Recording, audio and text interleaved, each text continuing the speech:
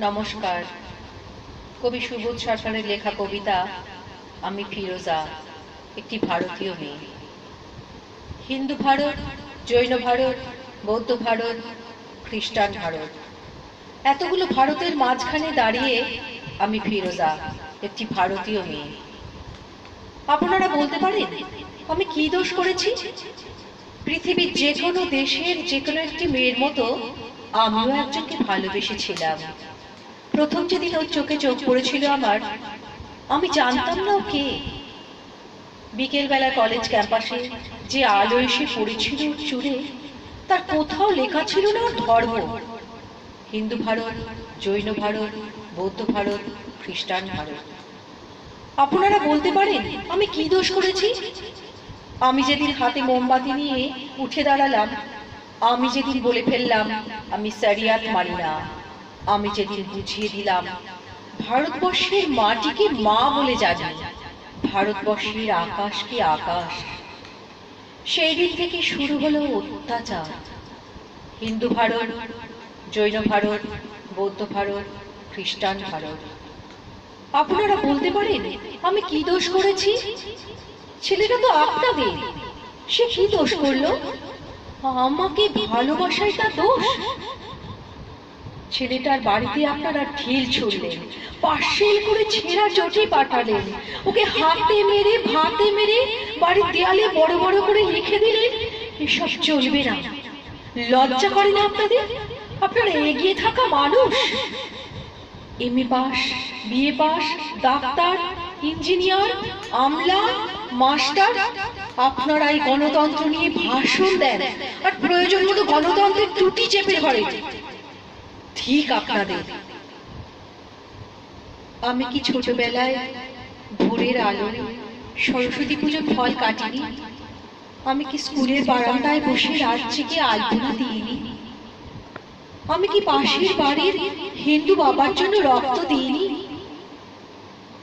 ওদের বাড়ির উঠোনে বসে ওদের ছেলেদের অবাকা শেখাইনি?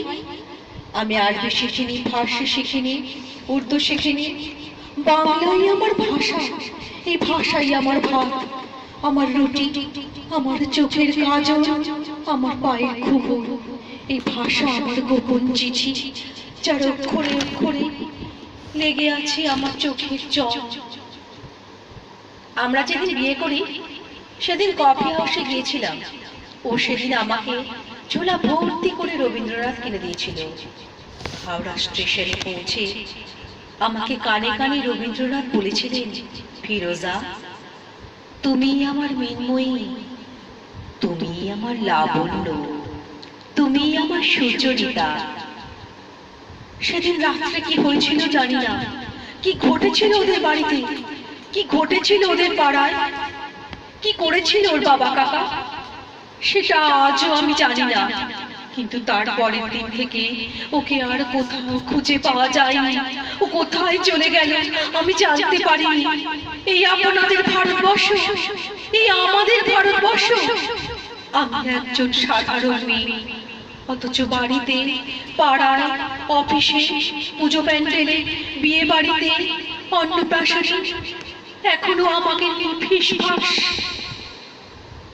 ডাক্তারের কাছে যাই, ফিসফাস। কলেজে ঢুকি, ফিসফাস। বাজারে যাই, ফিসফাস। যে হাউজিং এ থাকি সেখানেও চলতে থাকে অবিরাম লুকোচুরি। না, ওটা লুকোচুরি নয়, ওটা ফিসফাস নয়, ওটা আপনাদের গভীরে লুকিয়ে থাকা এক একটা সুপ্ত গুজরাট। যদি আপনাদের হৃদয়ে বড় না করেন, আকাশের দিকে আপনারা না তাকান, এই পোড়া দেশে আরো আরো আরো অনেকগুলো পোড়া গুজরাট তৈরি হবে। এই আপনাদের ভারতবর্ষ, এই আমাদের ভারতবর্ষ। বলুন বলুন, এটাই কি ভারতবর্ষ?